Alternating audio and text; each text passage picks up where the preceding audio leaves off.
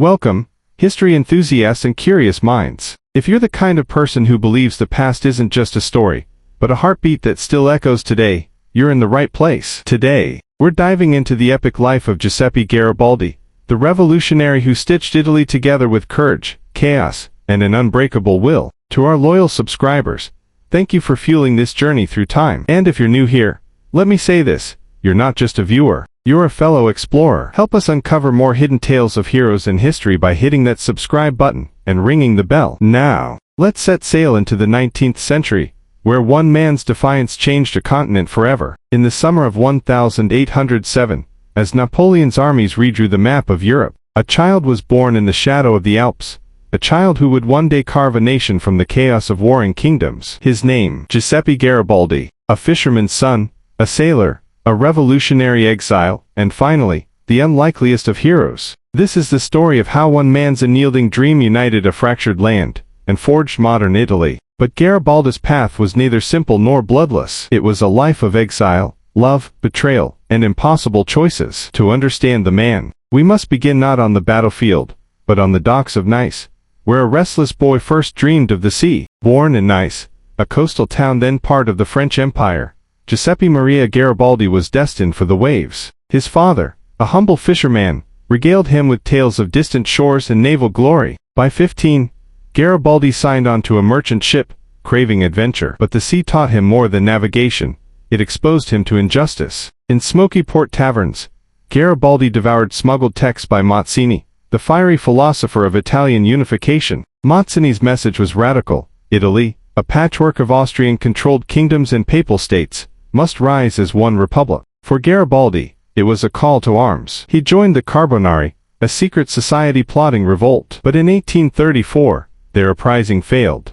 Garibaldi, now a wanted man, fled under cover of night, a death sentence hanging over his head. Condemned to wander, Garibaldi boarded a ship to Rio de Janeiro. Little did he know, this exile would transform him from a fugitive into a legend. South America became Garibaldi's crucible. In Brazil, he fought for the Republic of Rio Grande do Sul, a rebellion against the monarchy. Outnumbered and outgunned, Garibaldi mastered guerrilla warfare, ambushing supply lines, vanishing into forests, and winning loyalty with raw courage. Here, he met Anita, a fearless horsewoman who became his wife and comrade in arms. Anita was no ordinary companion. She fought alongside him, rifle in hand, through malaria-ridden swamps and cavalry charges. Their bond was forged in fire and tested in Uruguay's civil war. Leading the Italian Legion, Garibaldi clad his men in red shirts, dyed cheaply for unity. These red shirts became symbols of defiance, their exploits echoing across the Atlantic. Yet Garibaldi's heart yearned for home. In 1848,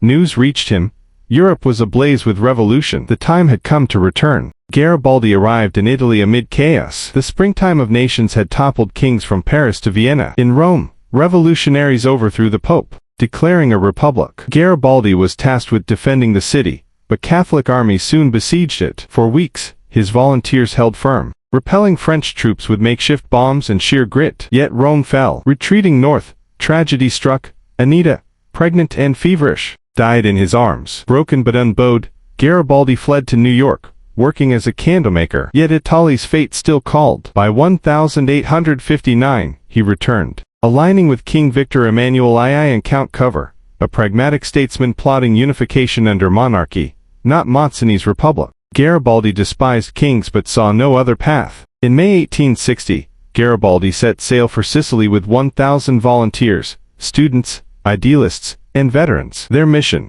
to aid a peasant revolt against the Bourbon dynasty. The odds were suicidal. 25,000 Bourbon troops awaited them. But at Calatafimi, Garibaldi's genius shone. Here we make Italy or die, he roared, leading a bayonet charge up a sun-scorched hill. Against all logic, they won. Sicily fell, then Naples. Yet Garibaldi's triumph was bittersweet. To avoid civil war, he handed his conquests to Victor Emmanuel, declaring, "Italy is made." The crowd cheered, but Mazzini wept. The dream of a republic was dead. Garibaldi's later years were ones of disillusion. He raged against the new monarchy, arguing, "They gave us Italy, not the Italy we fought for." Even so, he fought again, for France against Prussia, and for workers' rights. When he died in 1882, Italy mourned. Statues rose, but the man behind the myth faded.